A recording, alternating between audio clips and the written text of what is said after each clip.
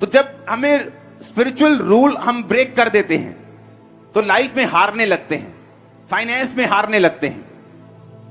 परमेश्वर ने कहा जब तुम बर्न्ट ऑफरिंग होम बलि चढ़ाने के लिए आना तो उसकी गंदगी निकाल देना। कबूतर है तो उसका जो जहां उसका गोबर होता है, मल होता है, उसको थैली को निकाल के फेंक देना।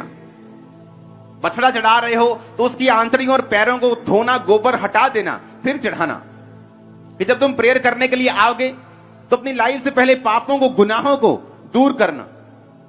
तुम अगर जेलसी से भरे हुए हो, चाहे वो अपनी जेठानी से क्यों नहीं है, देरानी से क्यों नहीं है, अपने भाई से क्यों नहीं है, गुस्से से भरे हुए हो, बदला लेने की ताकत से भरे हुए हो कि मैं इसको छोड़ूंगा नहीं, तुम्हारी प्रार्थनाएं कबूल नहीं होंगी, बाइबल कहती है। अगर तुम अपने पति पत्नी अपने झगड़े सॉल्व नहीं करते हो, तुम्हारी प्रार्थनाएं कबूल नहीं होती, बाइबल कहती है। आपको मालूम, पौलुस ने कहा अगर तुम अपने झगड़ों को सॉल्व नहीं करते अपने घर में तो तुम्हारी प्रार्थनाएं रुक जाती हैं, बाइबल कहती है। इसलिए परमेश्वर ने कहा जब बर्न्ट ऑफरिंग, जब होम बलि, यानी होम बलि होती थी जो पूरी चढ़ती थी, उसका कोई भी हिस्सा जानवर का खाल छोड़ के सारा चढ़ता था, आंतड़ियां भी चढ़ती थी, तो परमेश्वर ने कहा था कि मल निकाल देना, गोबर निकाल के फिर चढ़ाना। आपके दिल में गुस्सा है आपके रिश्तेदार के लिए, आपकी प्रार्थनाएं कबूल नहीं होंगी।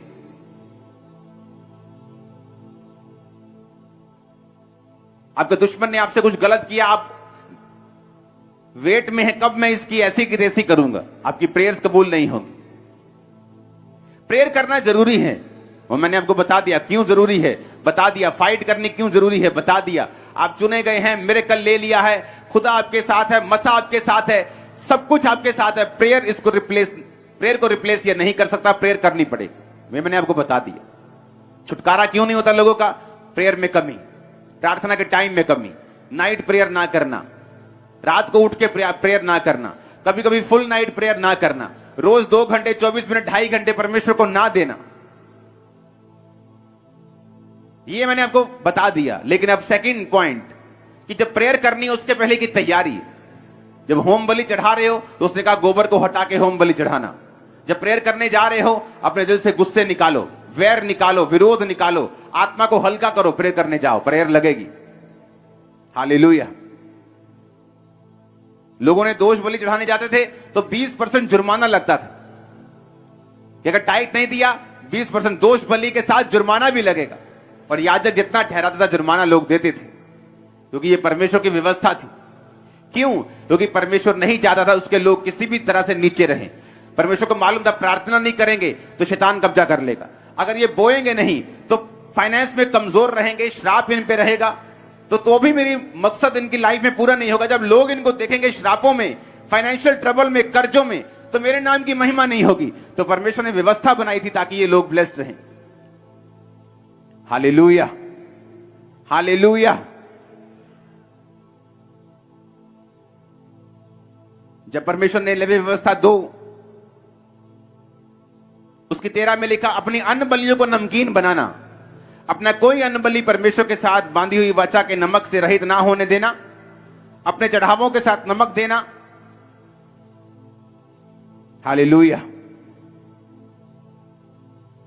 नमक खिलाने के लिए परमेश्वर ने कहा, कौन सा नमक? फिर देखो लेवी व्यवस्था 2 उसकी 10, अन्न बलियों में जो बचा रहे वो हारून और उसके पुत्रों का ठहरे वह यहोवा के हवनों में परम पवित्र भाग होगा। कोई अन्न बलि जिसे तुम परमेश्वर के लिए चढ़ाओ खमीर मिलाकर बनाया ना जाए। तुम कभी हवन में यहोवा के लिए खमीर और मधु, शहद ना जलाना।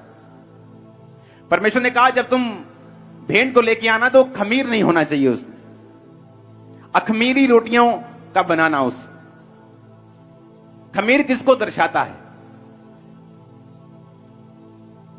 वो फर्मेंटेशन जो प्रोसेस होती है, जिसे दही बनता है, आटे में लोग डालते हैं, बेकरी वाले लोग डालते हैं उसे फुलाने के लिए, फर्मेंट करने के लिए।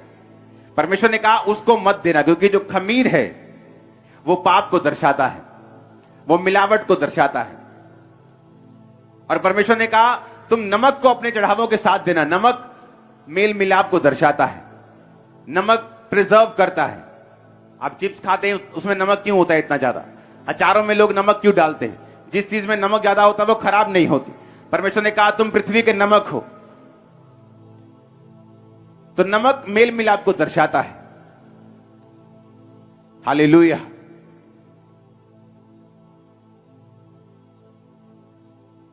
कई लड़के बैठ जा, एक को सेट करना तो चार नहीं उठेंगे। हालेलुया। और उसने कहा मधु और खमीर मत चढ़ाना,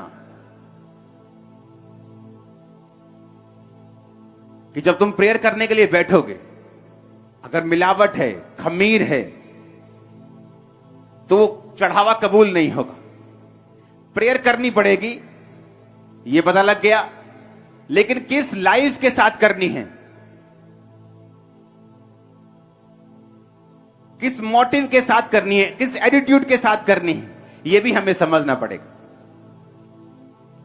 माफ करके नहीं करेंगे, मसलों को हल करके नहीं करेंगे,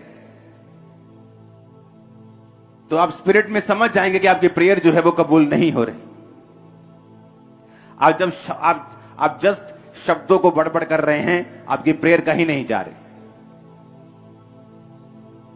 आपके घरों के मसले आप हल नहीं करते, आपकी प्रेयर कहीं नहीं जा रही। जब प्रेयर कहीं नहीं जा रही तो फिर वहां शैतान है, जहां प्रेयर नहीं।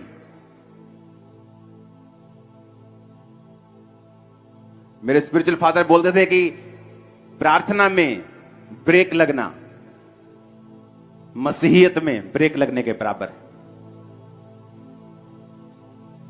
अगर तुम्हारी प्रार्थना में ब्रेक लग गई है तो तुम्हारी मसीहियत में ही ब्रेक लग चुकी है, खुदा में ब्रेक लग चुकी है। मैं चर्च से छुट्टी करके जा सकता हूं, लेकिन प्रेयर से कोई छुट्टी नहीं। कितने मेरी बात को समझ रहे हैं कि मुझे 2 दिन रेस्ट करने जाना है, सोमवार मैं रेस्ट कर रहा हूं, लेकिन प्रेयर से रेस्ट नहीं कर रहा हूं।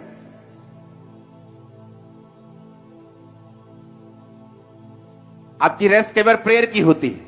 आज मुझे रेस्ट करनी है, आज कोई प्रेयर नहीं होगी, और शैतान को मालूम है ये रेस्ट डे है, और वो अपना काम करना शुरू करता है। इसलिए बाइबल कहती कलीसिया लॉ लगाकर प्रेयर करने लगी। कलीसिया को मालूम हुआ कि जब याकूब एक चेले को मरवा दिया, कलीसिया शॉक हो गई। अच्छा, इतना मसा, इतनी हीलिंग, इतनी मिरेकल, चेला मर गया। उन्हें याद आया कि वो प्रेयर नहीं कर रहे थे। जब पतरस को भी पकड़ लिया, बाइबल कहती है उन्होंने लॉ लगाकर प्रेयर की। उन्हें अपनी गलती याद आई कि चाहे हमारे पास मसा है, पावर है, हीलिंग है, डिलीवरेंस है, लेकिन प्रेयर हमें करनी पड़ेगी शैतान के कामों को नाश करने के लिए। जब उन्होंने प्रेयर की, परमेश्वर ने दूत को भेजा, पतरस छुड़ाया गया और जेल से बाहर निकला।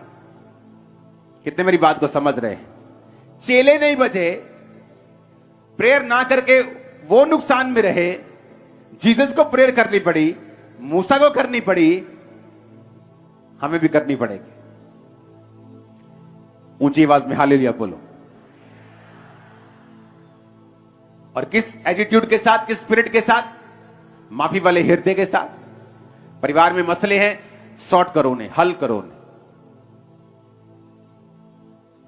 खासकर हस्बैंड वाइफ, बच्चे, जो क्लोज फैमिलीज हैं, माता पिता, सॉर्ट आउट करो, खत्म करो, प्रेयर में बैठो।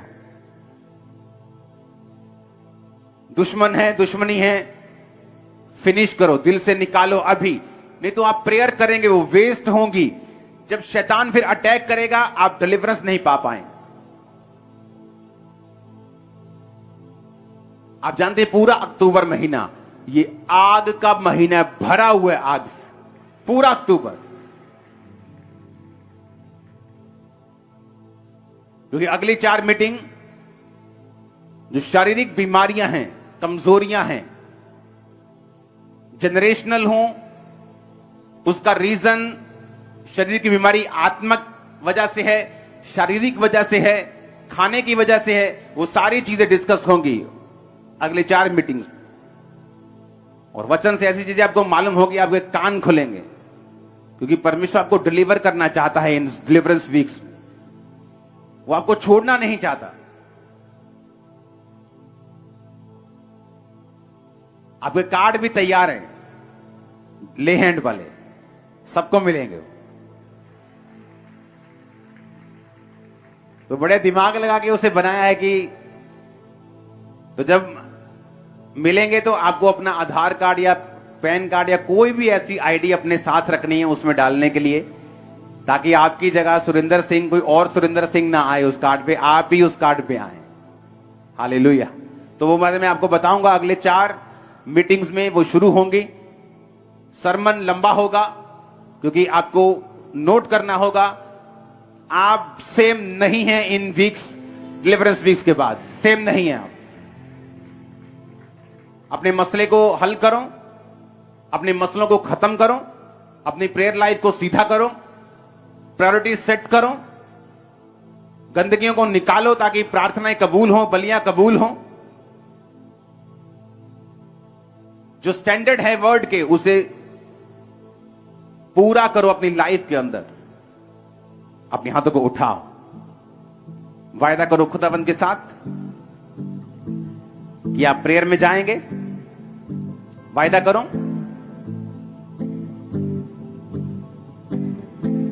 हाथों को उठाकर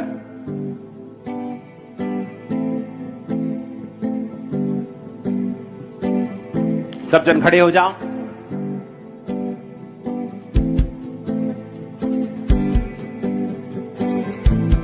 पांच मिनट हम सिर्फ प्रेयर करेंगे। आप तौबा करेंगे, अपने मसलों को हल करेंगे, खासकर अपने परिवारों में।